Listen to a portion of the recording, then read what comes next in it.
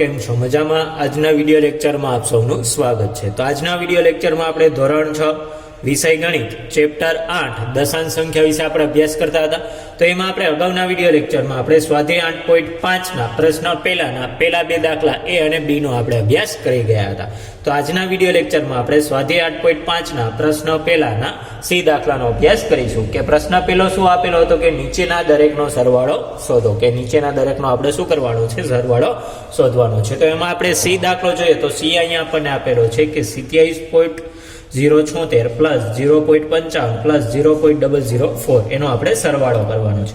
તો આપણે જાણીએ છીએ કે દશાંશ ચિહ્નની નીચે દશાંશ ચિહ્ન આવે તે રીતે શું કરવામાં આવે છે દશાંશ સંખ્યાને ગોઠવી અને દશાંશ ચિહ્નની જમણી બાજુ એ રહેલા અંકોને સરખા કરવા માટે શું કરવામાં આવે છે શૂન્ય ઉમેરવામાં આવે છે। તો અહીંયા આપણે સૌપ્રથમ દશાંશ ચિહ્નની નીચે દશાંશ ચિહ્ન આવે તે રીતે શું કરીએ છીએ દશાંશ સંખ્યાઓને આપણે ગોઠવીએ છીએ એટલે કે આવશે 27.076 પ્લસ 0.55 એટલે આવશે 0.55 પ્લસ 0.004 એટલે કે 0.004 એટલે કે દશાંશ ચિહ્નની નીચે દશાંશ ચિહ્ન આવે તે રીતે ગોઠવીને હવે શું કરવાનું છે જમણી બાજુના અંકોના છે એ અંકો સરખા કરવા માટે શું કરવામાં આવે છે શૂન્ય ઉમેરવામાં આવે છે એટલે કે અહીંયા આપણે શૂન્ય ઉમેરીએ છીએ બરોબર। હવે સરવાળો કરીએ તો 6 ને 4 કેટલા થશે 10 એટલે કે 10 નો 0 વધી ચડશે 1। હવે 7 ને 1 8 8 ને 5 13 13 નો તગડો વધી ચડશે 1। 5 ને 1 6 દશાંશ ચિહ્નનો દશાંશ ચિહ્ન હવે 7 ના 7 અને 2 ના 2 એટલે જવાબ આપણને શું મળશે 27.630। તો આ શું થઈ ગયું આપણે દશાંશ સંખ્યાઓ છે દશાંશ સંખ્યાઓને યોગ્ય રીતે ગોઠવી એનો આપણે સરવાળો કર્યો એટલે કે 27.076 પ્લસ 0.55 પ્લસ 0.004 બરાબર આપણને સરવાળો કેટલો મળે છે તો સરવાળો આપણને મળશે 27.630 અથવા તો 27.63। બીજી સંખ્યા અહીંયા આપણને આપેલી છે D 25.65 પ્લસ 9.005 પ્લસ 3.7 એનો આપણે સરવાળો કરવાનો છે। તો અહીંયા આપણે સૌપ્રથમ દશાંશ ચિહ્નની નીચે દશાંશ ચિહ્ન આવે તે રીતે શું કરીએ સંખ્યાને ગોઠવીએ એટલે કે આ 25.65 પછી આપણને આપેલું છે પ્લસ 9.005 એટલે કે આ 9.005 પછી ત્રીજી સંખ્યા આપેલી છે પ્લસ 3.7 એટલે આ 3.7। હવે દશાંશ ચિહ્નની જમણી બાજુના અંકો છે એ અંકો સરખા કરવા માટે આપણે શું કરીએ છીએ શૂન્ય ઉમેરીએ છીએ એટલે કે આ શૂન્ય ઉમેર્યા। હવે આપણે સરવાળો કરીએ તો 5 પ્લસ 0 એટલે આવશે 5 5 પ્લસ 0 એટલે 5 આવશે 5 6 ને 7 13 નો તગડો વધી ચડશે 1। હવે આ દશાંશ ચિહ્નનો આવશે દશાંશ ચિહ્ન હવે આવશે 5 ને 1 6 9 ને 6 15 15 ને 3 આવશે 18 નો આંકડો વધી ચડશે 1 એટલે આવશે 2 ને 1 3 એટલે જવાબ આપણને શું મળશે 38.355। તો અહીંયા આપણે લખીએ કે 25.65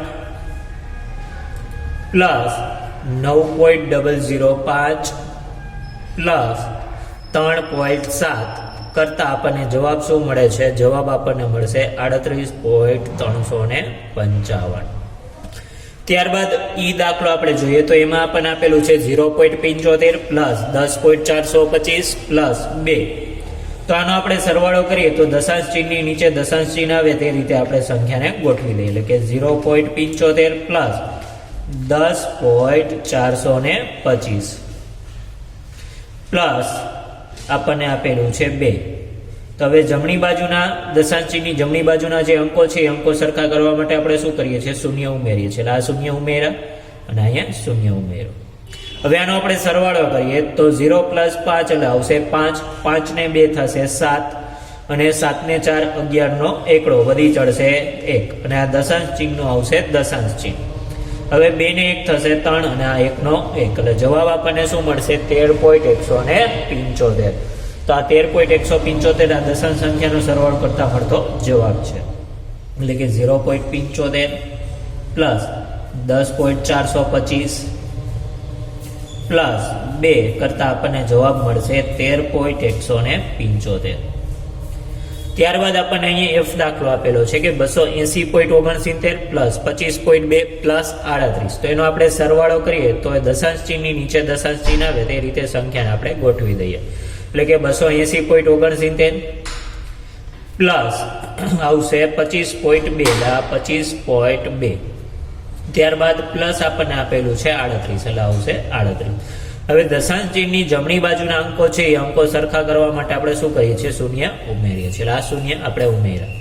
હવે આનો આપણે સરવાળો કરીએ તો 9 પ્લસ 0 એટલે આવશે 9. પછી 6 ને 2 8 9 થશે. 6 ને 2 8 એટલે 8 ના 8 અને અહીંયા આવશે દશાંશ ચિહ્ન. હવે 8 ને 5 થશે 13 એટલે 13 નો તગડો વધી ચડશે 1. હવે 8 ને 2 10 10 ને 1 11 11 ને 3 થશે 14. તો 14 નો ચોગડો વધી ચડશે 1 એટલે આવશે 1 ને 2 3 એટલે જવાબ આપણને શું મળશે? 343.89. એટલે કે અહીંયા આપણે લખીએ કે 280.69 પ્લસ 25.2 પ્લસ 38 બરાબર થશે 343.89. બરોબર. એટલે કે 280.69 પ્લસ 25.2 પ્લસ 38 કરતા આપણને જવાબ મળશે 343.89. અહીંયા આપણે પ્રશ્ન 1 પૂર્ણ કર્યો. હવે જોઈએ પ્રશ્ન નંબર 2 કે પ્રશ્ન 2 અહીંયા આપણને શું આપેલો છે કે રસીદે ગણિતની ચોપડી માટે રૂપિયા 35.75 અને વિજ્ઞાનની ચોપડી માટે રૂપિયા 32.60 ખર્ચ્યા. તો રસીદ દ્વારા ખર્ચવામાં આવેલી રકમ શોધો. કે રસીદે ખરીદેલી જે કુલ રકમ છે તે આપણે શોધવાની છે. તો અહીંયા આપણે સરવાળો એનો કરશું તો રસીદે જે ખરીદેલી કુલ રકમ છે તે આપણે મેળવી શકીએ કે જે ગણિતની ચોપડી માટે જે કિંમત આપી તે અને વિજ્ઞાનની ચોપડી માટે જે કિંમત આપી તે એ બંને કિંમતનો આપણે સરવાળો કરીએ તો આપણને કુલ ખર્ચવામાં આવેલી રકમ આપણે મેળવી શકીએ. તો રૂપિયા 35.75 એ ગણિતની ચોપડી માટે ખરીદે છે. એટલે કે ગણિતની ચોપડીનો ખર્ચ કે ગણિતની ચોપડીનો ખર્ચ. પછી 32.60 રૂપિયા છે ના ખરીદે છે લાવશે પ્લસ રૂપિયા 32.60 છે એ વિજ્ઞાનની ચોપડી માટે ખર્ચે છે એટલે આવશે વિજ્ઞાનની ચોપડીનો ખર્ચ. વિજ્ઞાનની ચોપડીનો ખર્ચ. બેયનો સરવાળો કરશું એટલે આપણને મળશે બંને ચોપડીઓનો ખર્ચ. બંને ચોપડીઓનો ખર્ચ. તો હવે આનો આપણે સરવાળો કે દશાંશ ચિહ્નની નીચે દશાંશ ચિહ્ન આવી ગયું અને જમણી બાજુના અંકો સરખા કરવા માટે શું કરવામાં આવશે? શૂન્ય ઉમેરવાનું છે. હવે 5 પ્લસ 0 એટલે આવશે 5. 6 ને 7 13 નો તગડો એટલે આવશે 3 અને વધી ચડશે 1 અને અહીંયા આવશે દશાંશ. હવે 5 ને 2 7 7 ને 1 આવશે 8 અને 3 ને 3 આવશે 6 એટલે આવશે રૂપિયા 59.35 છે એ બંને ચોપડીનો કુલ ખર્ચ થશે. તો રસીદ દ્વારા ખર્ચવામાં આવેલી કુલ રકમ કેટલી થશે? તો રસીદ દ્વારા ખર્ચવામાં આવેલી રકમ થશે 59 રૂપિયા અને 35 પૈસા થશે. એટલે કે રસીદે બંને ચોપડીઓનો કુલ ખર્ચ રસીદે બંને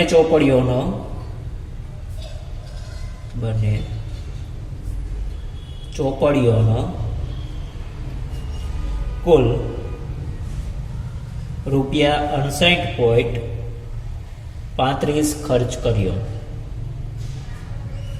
કે બંને ચોપડીઓનો કુલ એને કેટલો ખર્ચો કર્યો? તો રસીદે બંને ચોપડીઓનો કુલ 59.35 રૂપિયા ખર્ચ કર્યો. ત્યારબાદ ત્રીજો દાખલો અહીંયા આપણને આપેલો છે કે રાધિકાની માતાએ તેને રૂપિયા 10.50 અને તેના પિતાએ તેને રૂપિયા 15.80 આપ્યા. તો રાધિકાના માતા પિતા દ્વારા રાધિકાને આપવામાં આવેલી કુલ રકમ શોધો. કે રાધિકાની માતાએ એને 10 રૂપિયા અને 50 પૈસા આપ્યા જ્યારે તેના પિતાએ 15 રૂપિયા અને 80 પૈસા આપ્યા. તો રાધિકાને માતા પિતા દ્વારા જે મળેલી રકમ છે એ કુલ રકમ આપણે શોધવાની છે. તો એની માતા દ્વારા મળેલી રકમ અને પિતા દ્વારા મળેલી રકમનો આપણે સરવાળો કરીએ તો આપણને માતા પિતા દ્વારા મળેલી કુલ રકમ આપણે મેળવી શકીએ. તો સૌપ્રથમ આપણે એનો સરવાળો કરીશું. એટલે કે રૂપિયા 10.50 તેની માતાએ આપ્યા. તેની માતાએ આપ્યા. પછી પ્લસ રૂપિયા 15.80 છે એના 15.80 તેના પિતાજીએ આપ્યા, તેના પિતાએ આપ્યા. હવે બેયનો સરવાળો કરશો એટલે આપણને મળશે માતા પિતા દ્વારા મળેલી કુલ રકમ, એટલે કે માતા પિતાએ કુલ આપ્યા, માતા પિતાએ કુલ આપ્યા. હવે બેયનો સરવાળો કરી 0 + 0 લાવશે 0, 8 ને 5 13 નો તગડો વધી ચડશે 1, અને આ દશાંશ ચિહ્નનું દશાંશ ચિહ્ન 5 ને 1 થશે 6, અને 1 ને 1 થશે 2, એટલે કે આવશે 26 રૂપિયા ને 30 પૈસા છે એમના માતા પિતા દ્વારા મળેલી કુલ રકમ થશે. એટલે કે રાધિકાને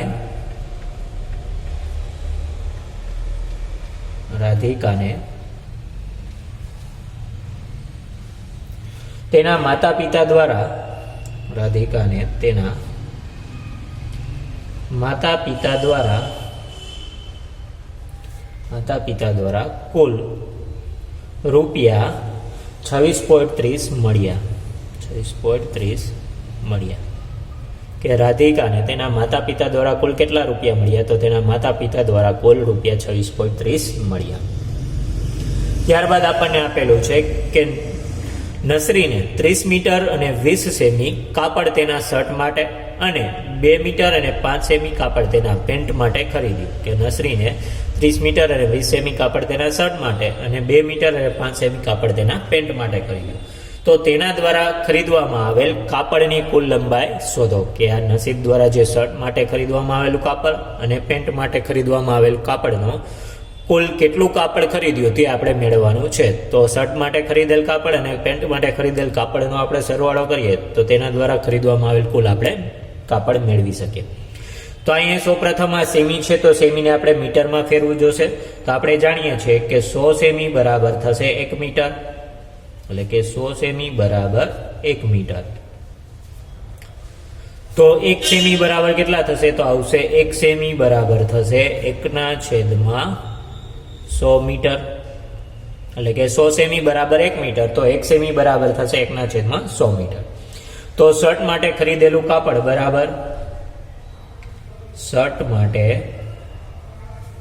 ખરીદેલું કાપડ બરાબર ખરીદેલું કાપડ. તો શર્ટ માટે ખરીદેલું કાપડ કેટલું છે? તો શર્ટ માટે ખરીદેલું કાપડ છે 3 મીટર અને 20 સેમી, એટલે કે 3 મીટર અને 20 સેમી. તો આ 3 મીટર એમણામ જ રહેશે. આ 20 સેમીને આપણે મીટરમાં ફેરવીએ તો 1 સેમી બરાબર 1/100 મીટર. તો અહીંયા 20 સેમી છે આવશે 20/100 મીટર થશે, બરાબર. એટલે કે 20 ગુણ્યા 1/100, એટલે કે 20 × 20/100, એટલે કે આવશે 20/100 મીટર. હવે આ 3 મીટર એમણામ પ્લસ 20/100, એટલે છેદમાં 2 0, તો 2 આંકડા પછી પોઈન્ટ આવશે. તો છેદમાં 2 0 છે એટલે 2 આંકડા પછી પોઈન્ટ મૂકીએ તો કેટલા આવશે? 0.20 મીટર. કે આ 1 અને 2 આંકડા પછી પોઈન્ટ આવશે 0.20 મીટર.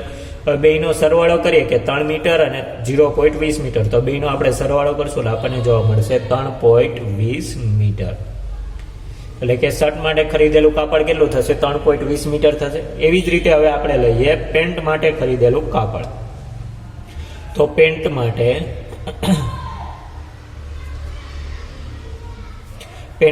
ખરીદેલું કાપડ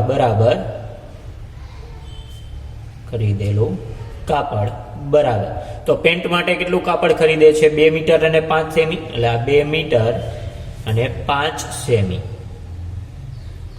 તો હવે 2 મીટર એમણામ 5 સેમીને આપણે મીટરમાં ફેરવીએ છીએ. તો 1 સેમી બરાબર 1/100, તો અહીં 5 સેમી છે એટલે આવશે 5/100 મીટર. હવે 2 મીટર અને 5/100 સેમી. હવે છેદમાં 2 0 છે એટલે 2 આંકડા પછી પોઈન્ટ આવશે. તો આ 1 અને 2 0, એટલે 2 આંકડા પછી પોઈન્ટ મૂકીએ એટલે જવાબ આપણને મળશે 0.05 મીટર. તો 2 મીટર પ્લસ 0.05 મીટરનો આપણે સરવાળો કરીએ એટલે આપણને જવાબ મળશે 2.05 મીટર. એટલે કે આપણને સરવાળો કરતા જવાબ શું મળ્યો? 2.05 મીટર. એટલે કે શર્ટ માટે ખરીદેલું કાપડ થશે 3.20 મીટર અને પેન્ટ માટે ખરીદેલું કાપડ બરાબર થશે 2.05 મીટર. તો હવે બંનેનો સરવાળો કરીએ તો ખરીદવામાં આવેલ કાપડની કુલ આપણે લંબાઈ મેળવી શકીએ. તો બંનેનો આપણે સરવાળો કરીએ છીએ, આવશે 3.20 મીટર કાપડ છે એ 3.20 મીટર કાપડ શર્ટ માટે ખરીદ્યું, શર્ટ માટે ખરીદું, અને પ્લસ 2.05 મીટર કાપડ છે કાપડ પેન્ટ માટે ખરીદું. તો હવે બંનેનો સરવાળો કરશો એટલે આપણને મળશે ખરીદવામાં આવેલ કુલ કાપડની લંબાઈ, એટલે કે કાપડ કુલ ખરીદ્યું. હવે બંનેનો સરવાળો કરીએ, 0 + 5 એટલે આવશે 5, 2 + 0 એટલે આવશે 2, દશાંશ ચિહ્ન દશાંશ ચિહ્ન અને 3 ને 2 આવશે 5, એટલે કે 5.25 મીટર કાપડ છે એને કુલ ખરીદ્યું. એટલે કે અહીં આપણે જવાબમાં લખી શકીએ કે નસરીને કુલ 5.25 મીટર કાપડ ખરીદ્યું. કે નસરીને કુલ 5.25 મીટર કાપડ ખરીદ્યું. ત્યારબાદ આપણે આગળ અભ્યાસ કરીએ તો અહીંયા આપણને આપેલો છે પાંચમો દાખલો. કે પાંચમો દાખલો શું આપણને આપેલો છે કે નરેશ 2 કિમી અને 35 મીટર સવારે અને 1 કિમી અને 7 મીટર સાંજે ચાલ્યો. તો નરેશ કુલ કેટલું અંતર ચાલ્યો તે આપણે શોધવાનું છે. તો સવારમાં ચાલેલું અંતર અને સાંજે ચાલેલું કુલ અંતર એ બંનેનો આપણે સરવાળો કરીએ તો એના દ્વારા ચાલવામાં આપેલું કુલ અંતર આપણે શોધી શકીએ. તો સૌપ્રથમ તો આને 35 મીટર છે તો એ મીટરને આપણે શેમાં કન્વર્ટ કરવા પડશે, કિલોમીટરમાં ફેરવવા પડશે. એટલે આપણે જાણીએ છીએ કે 1000 મીટર બરાબર થશે 1000 મીટર બરાબર 1 કિમી. તો 1 મીટર બરાબર કેટલા થશે, તો આવશે 1 મીટર બરાબર 1/1000 કિમી. બરાબર, કે 1000 મીટર બરાબર 1 કિમી, તો 1 મીટર બરાબર થશે 1/1000 કિમી. તો સવારમાં ચાલેલું અંતર અને સાંજે ચાલેલું અંતર એ બંનેનો આપણે સરવાળો કરશો એટલે આપણને એને નરેશે ચાલેલું કુલ અંતર આપણે મેળવી શકીએ. તો સૌપ્રથમ આપણે સવારમાં તે ચાલ્યો તે શોધી, એટલે કે સવારમાં તે ચાલ્યો, તો સવારમાં તે કેટલું ચાલ્યું, તો 2 કિમી અને 35 મીટર, એટલે 2 કિમી અને 35 મીટર. તો આ 2 કિમી એમણે પ્લસ 35 મીટર, મીટરને આપણે કિમીમાં ફેરવીએ તો 1 મીટર બરાબર 1/1000. તો અહીં 35 મીટર છે એટલે આવશે 35/1000 મીટર. હલો, 1000 કિમી હવે આવી જશે એટલે આ થઈ જશે હવે કિમીમાં. બરોબર, હવે 2 કિમી પ્લસ 35/1000 એટલે છેદમાં 3 0, તો 3 આંકડા પછી પોઈન્ટ આવશે એટલે 0.035 થશે. આ 1 2 અને 3 આંકડા પછી પોઈન્ટ એટલે આવશે 2 પ્લસ 0.035 કિમી. તો આનો આપણે સરવાળો કરીએ તો આપણને જવાબ શું મળશે, તો આવશે 2.035 કિમી છે એ સવારમાં ચાલ્યો. હવે સાંજે તે ચાલ્યો તે, એટલે કે સાંજના ચાલ્યો તે, સાંજના ચાલ્યો તે, એટલે કે સાંજના તે ચાલ્યો. તો સાંજે તે કેટલું ચાલે છે, તો સાંજે 1 કિમી અને 7 મીટર જેટલું ચાલે છે, એટલે કે 1 કિમી અને 7 મીટર જેટલું તે સાંજે ચાલ્યો. તો હવે આ 1 કિમી તો એમણે રહેશે. હવે 7 મીટરને આપણે કિમીમાં ફેરવીએ તો 1 મીટર બરાબર 1/1000. તો અહીં 7 મીટર છે અને આપણે કિમીમાં ફેરવશો તો આવશે 7/1000 કિમી. હવે 1 પ્લસ 7/30, એટલે કે 30, તો 3 આંકડા પછી પોઈન્ટ આવશે એટલે આવશે 0.007. આ 1 2 અને 3 આંકડા પછી પોઈન્ટ, એટલે કે 1 પ્લસ 0.007 કિમી. હવે બંનેનો આપણે સરવાળો કરીએ તો આપણને જવાબ મળશે 1.007 કિમી છે એ સાંજના તે ચાલ્યો. હવે બંનેનો આપણે સરવાળો કરીએ તો આપણે મેળવી શકીએ એને દ્વારા ચાલવામાં આવેલું કુલ અંતર, એટલે કે અહીંયા આપણે સરવાળો કરીએ છીએ 2.035 કિમી સવારે ચાલ્યો અને પ્લસ 1.007 કિમી સાંજના ચાલ્યો અથવા તો સાંજે ચાલ્યો. હવે બંનેનો સરવાળો કરીએ એટલે આપણને મળશે કિમી કુલ ચાલ્યો, કે તેના દ્વારા ચાલવામાં આવેલું કુલ અંતર આપણને કેમાં મળશે? કિમીમાં મળશે, એટલે કે કુલ ચાલ્યો. હવે બંનેનો આપણે સરવાળો કરીએ તો 7 ને 5 12 બગડો, વધી ચડશે 1, 3 ને 1 થશે 4, અને 0 + 0 લાવશે 0, અને આ દશાંશ ચિહ્ન અને 2 ને 1 થશે 3, એટલે કે આવશે 3.042 કિમી છે એ કુલ ચાલ્યો. એટલે કે અહીંયા આપણે લખીએ કે નરેશ કુલ 3.042 કિમી 3.042 કિમી કુલ ચાલ્યો. ત્યારબાદ આપણને છઠ્ઠો દાખલો અહીંયા આપણને આપેલો છે કે સુનિતાએ તેની શાળા સુધી પહોંચવા 15 કિમી અને 259 મીટર બસ દ્વારા કાપ્યું, 7 કિમી અને 7 મીટર કાર દ્વારા કાપ્યું, અને 500 મીટર ચાલીને મુસાફરી કરી, તો તેની શાળા તેના ઘરથી કેટલી દૂર હશે તે આપણે શોધવાનું છે. તો અહીંયા આપણે સૌપ્રથમ મીટરમાં છે, મીટરને આપણે કિમીમાં ફેરવવા જશે તો આપણે જાણીએ છીએ કે 1000 મીટર બરાબર થશે 1 કિમી. તો 1 મીટર બરાબર થશે 1/1000 કિમી. બરાબર કે 1000 મીટર બરાબર 1 કિમી, તો 1 મીટર બરાબર થશે 1/1000 કિમી. તો સુનિતાએ જે બસ દ્વારા મુસાફરી કરી છે તેનો આપણે સરવાળો શોધીએ. તો અહીંયા સુનિતાની બસ દ્વારા મુસાફરી, સુનિતાની બસ દ્વારા મુસાફરી, તો સુનિતાની બસ દ્વારા મુસાફરી કેટલી છે? તો બસ દ્વારા એ કેટલું અંતર કાપે છે? 15 કિમી અને 259 મીટર, એટલે આવશે 15 કિમી અને 259 મીટર. તો આ મીટરને હવે આપણે શું કરીએ છીએ? કિમીમાં ફેરવેલા 15 કિમી એમણે પ્લસ હવે 1 મીટર બરાબર 1/1000, તો અહીં 268 મીટર છે, એટલે આવશે 268/1000 કિમી. હવે આપણે બંનેનો સરવાળો કરીએ તો આ 15 કિમી પ્લસ હવે છેદમાં 3 0, એટલે 3 આંકડા પછી પોઈન્ટ આવશે, એટલે આવશે 0.259 કિમી. બરાબર, એટલે કે છેદમાં 3 0, તો 3 આંકડા પછી પોઈન્ટ, 1 2 અને 3 આંકડા પછી પોઈન્ટ આવશે 0.259. હવે 15 + 0.259 નો સરવાળો કરશું એટલે આપણને મળશે 15.259 કિમી એ બસ દ્વારા થયેલી મુસાફરી. હવે સુનિતાની કાર દ્વારા મુસાફરી, એટલે કે સુનિતાની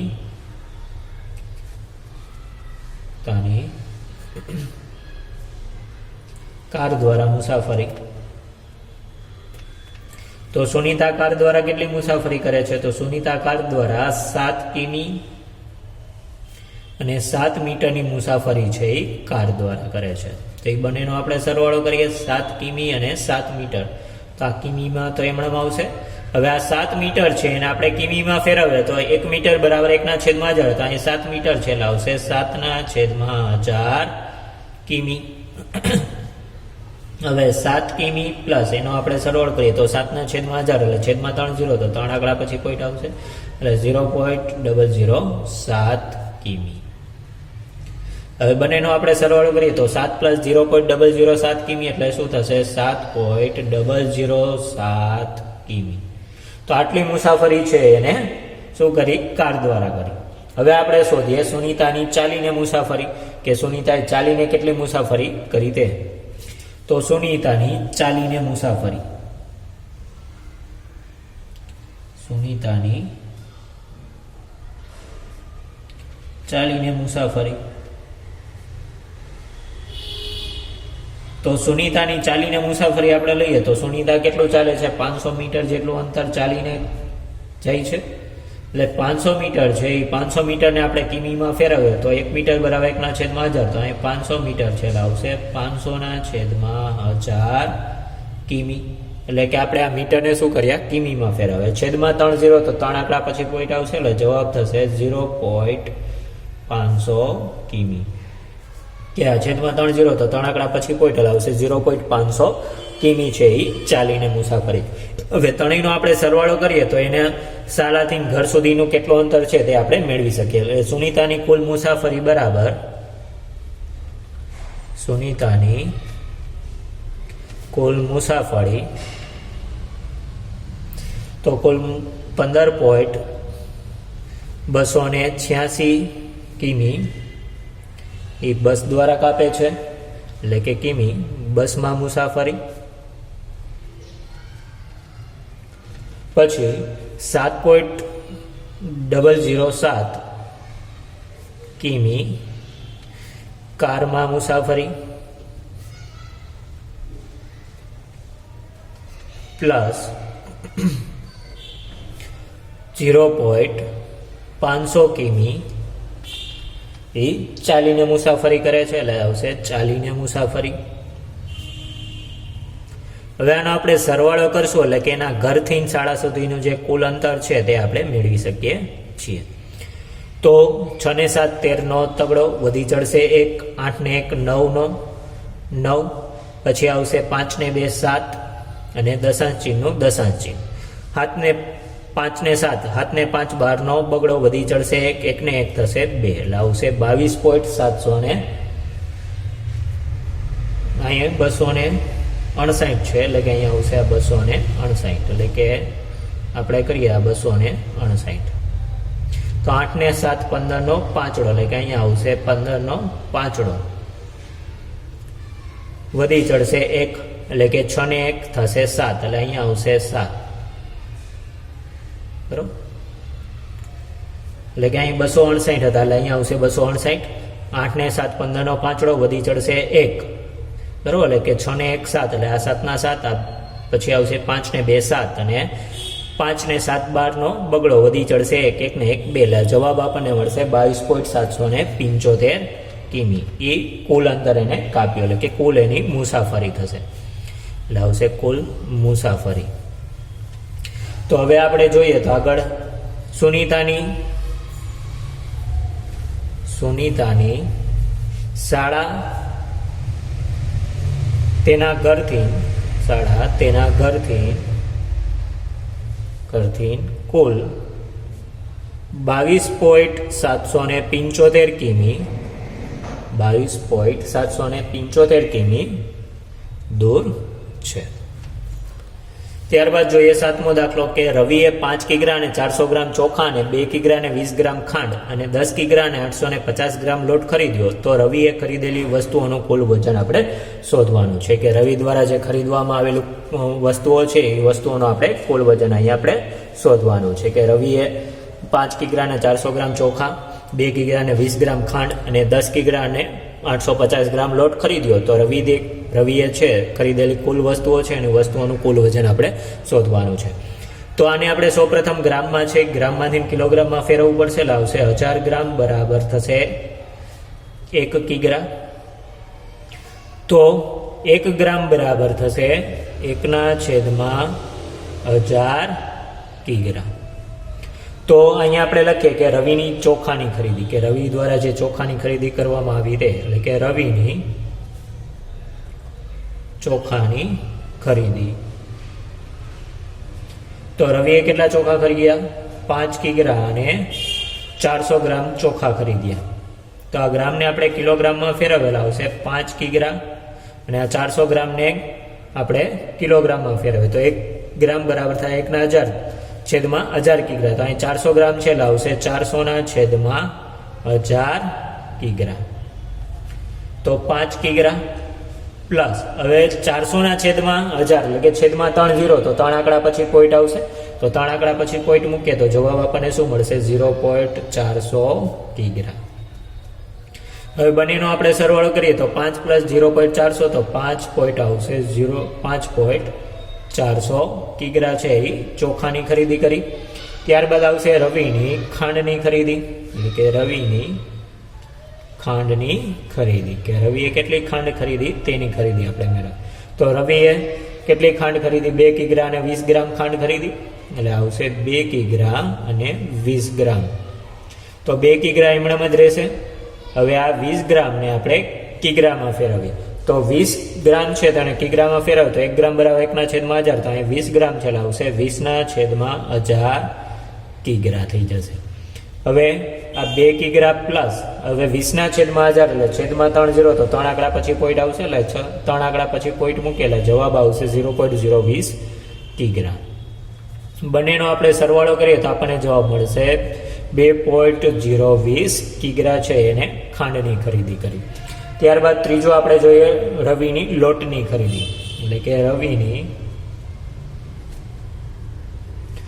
લોટની ખરીદી કે રવિએ કેટલો લોટ ખરીદ્યો, તો રવિની લોટની ખરીદી બરાબર.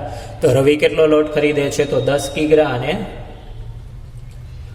850 ગ્રામ. તો 10 કિગ્રા અને 850 ગ્રામની લોટ ખરીદે છે, એટલે કે આવશે 10 કિગ્રા એમણે 850 ગ્રામને આપણે કિગ્રામાં ફેરવીએ તો 850/1000 આવશે. આ હવે થઈ જશે કિગ્રામાં. તો 10 કિગ્રા પ્લસ 850/1000 એટલે છેદમાં 3 0, તો 3 આંકડા પછી પોઈન્ટ આવશે એટલે જવાબ આપણને મળશે 0.850 કિગ્રા. હવે બેયનો આપણે સરવાળો કરીએ તો આપણને જવાબ મળશે 10.850 કિગ્રા છે એને લોટની ખરીદી કરી. તો હવે એના દ્વારા કરવામાં આવેલી કુલ ખરીદી આપણે મેળવીએ તો રવિની કુલ ખરીદી બરાબર રવિની કુલ ખરીદી, તો એને 5 કિગ્રા અને 400 ગ્રામ એટલે કે આવશે 5.400 કિગ્રા એને શેની ખરીદી કરી, ચોખાની ખરીદી કરી એટલે કે આવશે 5.400 કિગ્રા ચોખા પ્લસ 2 કિગ્રા અને 20 ગ્રામ એટલે આવશે 2.020 કિગ્રા છે એને ખાંડની ખરીદી કરી પ્લસ 10 કિગ્રા અને 850 ગ્રામ એને લોટની ખરીદી કરી એટલે આવશે 10.850 કિગ્રા એને લોટની ખરીદી કરી એટલે આવશે લોટ. ત્રણેયનો આપણે સરવાળો કરશું એટલે કે આવશે એની કિગ્રામાં કુલ ખરીદી, એટલે કે કિગ્રા કુલ ખરીદી. તો સરવાળો કરીએ તો 0 + 0 લાવશે 0, 5 ને 2 7, 8 ને 4 12 બગડો વધી ચડશે 1 અને આ દશાંશ ચિહ્નનું દશાંશ ચિહ્ન, 5 ને 6 6 ને 2 આવશે 8 અને આ 1 નો 1 એટલે આવશે 18.270 કિગ્રા એને કુલ ખરીદી કરી. તો આનો આપણે લખીએ તો રવિએ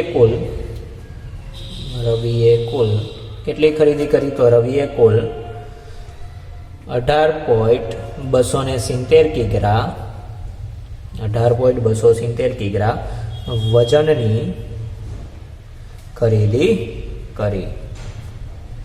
કે રવિએ કુલ કેટલી ખરીદી કરી, તો રવિએ કુલ 18.270 કિગ્રા વજનની ખરીદી કરી. તો અહીંયા આપણે સ્વાધ્યાય 8.5 પૂર્ણ કરીએ છીએ. આવતા વિડીયો લેક્ચરમાં આપણે આગળના સ્વાધ્યાયનો અભ્યાસ કરીશું. તો ત્યાં સુધી દરેક વિદ્યાર્થી મિત્રોને જય હિન્દ, જય ભારત.